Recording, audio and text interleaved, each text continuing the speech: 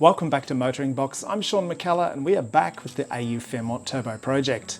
We kick off about a week after the last video, and if you saw that video you'll know that we had issues trying to fit the turbo and the manifold down the side of the intake. Space is really at a premium here. The turbo was actually hitting the side of the engine bay. It just was kind of wedging the whole thing down there, and I couldn't get the manifold to line up with the studs or anything, so it was a bit of a nightmare. And to top it off, the lines from the power steering pump and possibly the pump itself are also in the way of the turbo intake. So to me at the time it felt like a bit of a nightmare situation, but having spent the last few days sussing it out and seeing what's going on, I'm feeling a lot better about it. Come on in and I'll show you why. You're watching MotoringBox, proudly supported by Century Batteries. Okay, so here's what I've done since you've last seen it. This lead, which runs from the positive terminal on the battery down to the starter, I've actually moved it down. Previously it was mounted up on the side here, roughly where the turbo was, and it was getting in the way. Speaking of space, I've also ground off one of these bolts that was sticking through. I think it's for the top suspension arm mount. So that freed up a lot of space here for the turbo. The only other thing I've done is this power steering line, this high pressure line that comes out the back of the power steering pump.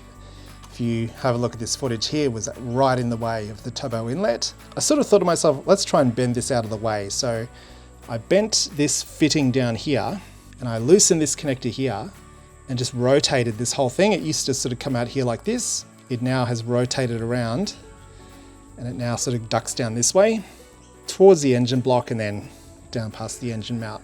The inlet of the turbo sits about here, or about here rather. So we should have room to get an inlet hose or pipe to attach to the front of that. I also moved this earth strap. It was previously coming through about here. I just loosened that off, rotated it around and sort of relocated it there. All really simple stuff, to be honest. And when we drop the turbo and the manifold in, which I'll do now, you'll see how much better it fits. So let's gently feed this in. And you can see it's actually sitting lower now than where it needs to be. So we'll throw a couple of studs in. Tell you what, doing this kind of thing really gives your back a workout as well, so you've got to be careful. I'm guessing this turbo and the manifold together are probably at least 20 kilos or something, so you're doing a lot of stretching and leaning over and sort of, lifting with your back. It's not ideal. So this will hold the turbo and the manifold pretty much in their final position. Yep, pretty much like that. So have a look at this. Here is your gap between the turbo and the side of the engine bay. So on this side there's probably about 8 mil. So it's just a matter of whether the engine is going to move that much. There's also not a lot of space here between, probably about another 5 mil between that water outlet there. So whether we need to try and rotate this core around a bit more, I'm not really sure. The only other issue I have is I've got to suss out these water lines. So these are like AN6 fittings, and this one has to come around here. So this is going to join in here. The other one though, I think is way too short. Yeah, so here it is here. And this fitting has to get to this hard line here, right? But it can't reach, it's not long enough. And I think it's because when you have a look at the custom alloy welding website on the product information, they say it's for an FG style manifold. It is long enough to reach right there. If I loop it under the turbo and bring it up right there behind the manifold, it can reach the hard line, but I don't really want to put it right here beside the exhaust manifold. So I've actually ordered, and it's been delivered this morning, 2 meters worth of this line, and I'm going to have a go at redoing it, basically undoing the AN connector on both ends and measuring a length of line to suit, and then hopefully so that it can run up and attach in about here, I reckon would be perfect. I tweaked my back last week hauling this manifold and turbo in and out, so I'm hoping it doesn't happen again. But yeah, it's I don't know if it's an age thing, it probably is. Age is catching up with me, but you don't really want to be lifting something with your back as heavy as this, and there's not really any way to avoid it. Lift with your back in a awkward jerking motion. We got it. Keep it away from the battery. Oh, that thing is big and heavy, and with the water lines, definitely awkward.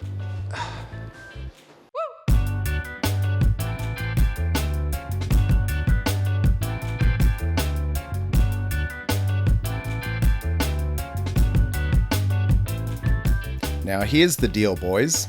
I'm a complete novice when it comes to AN fittings and building AN lines.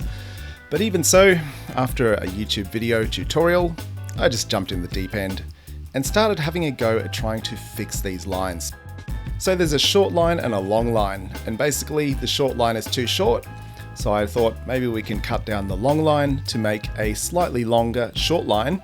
And then when my replacement fittings and line turns up, I can make a brand new long one to the correct length. But didn't really go to plan. I ended up ruining one of these fittings trying to get it off.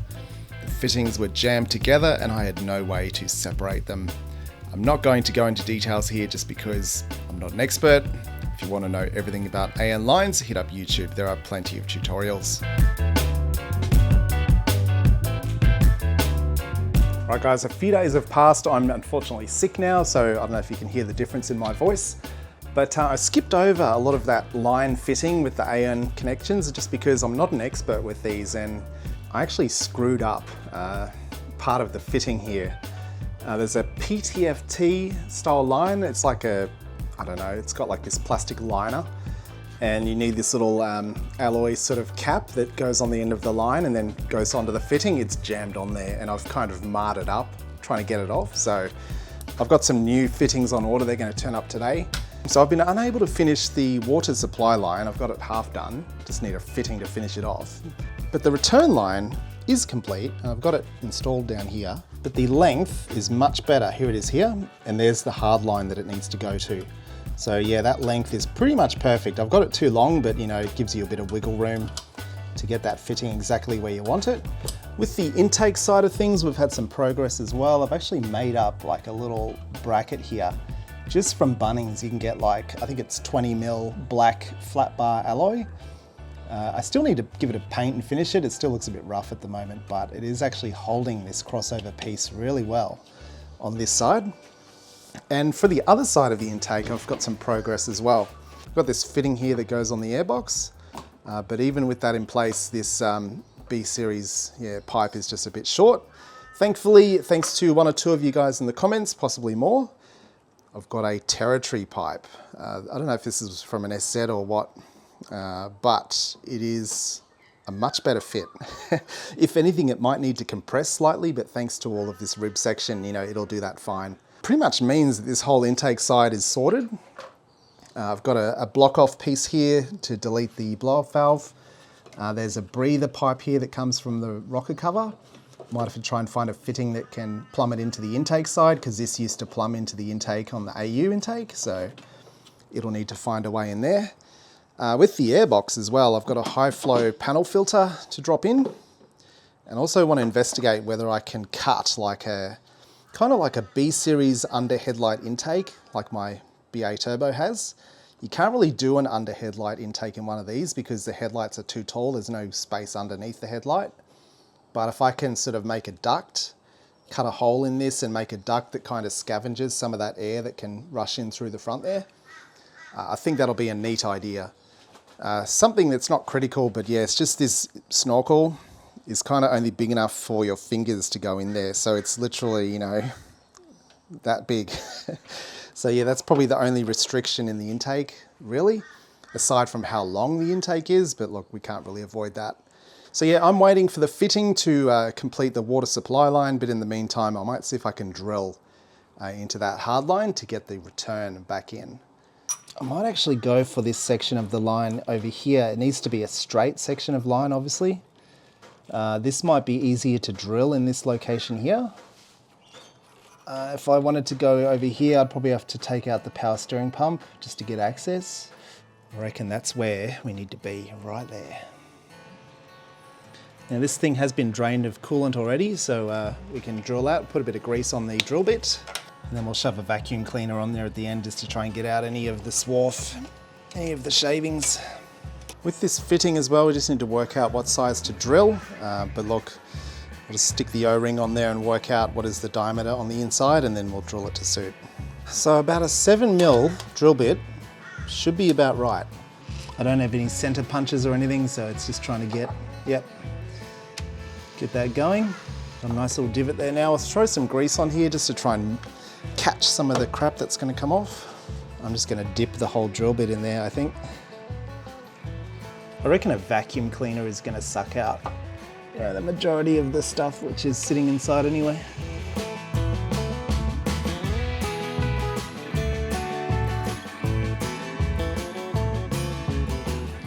Alright, we'll use our rotary tool to try and clean up the outside of that, make sure it's nice and smooth.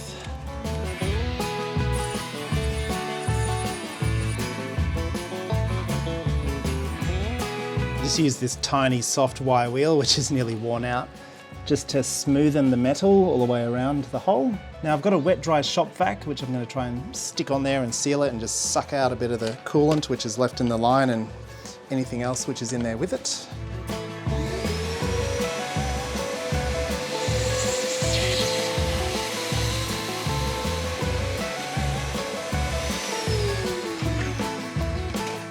So that actually sucked a whole lot of coolant out, so I'm actually feeling pretty good about that. I think that's looking really good.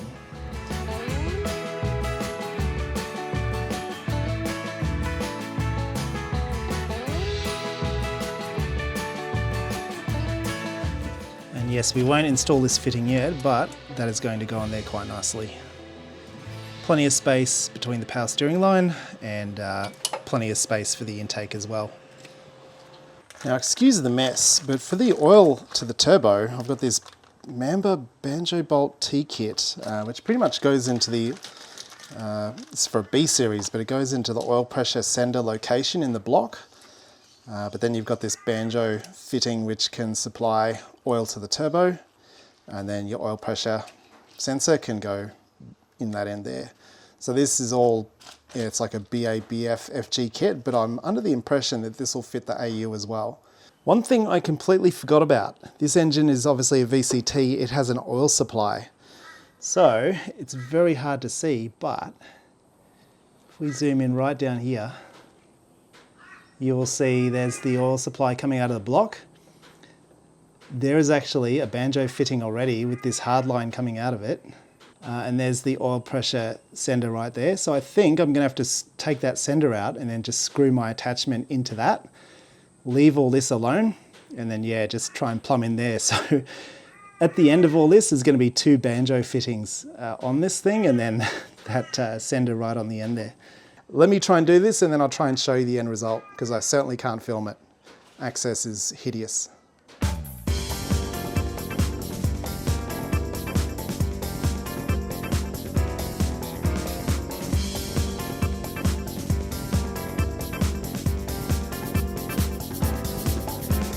And yes, before you comment, I actually fixed the position of the 2 brass washers before I installed it into the car.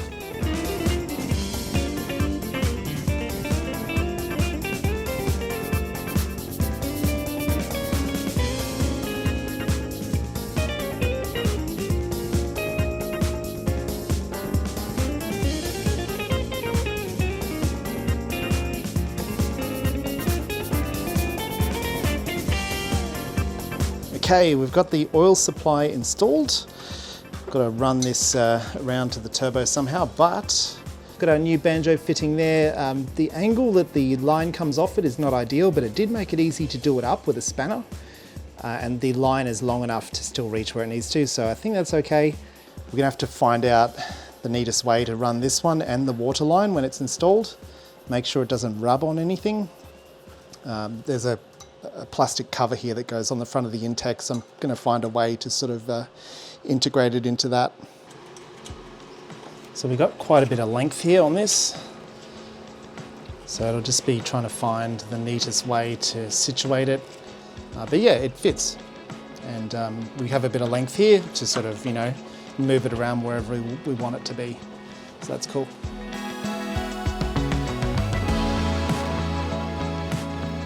So the turbo and the manifold are coming out for what will hopefully be the final time. This thing is heavier than a sack of shit, so I can't wait to get this installed properly.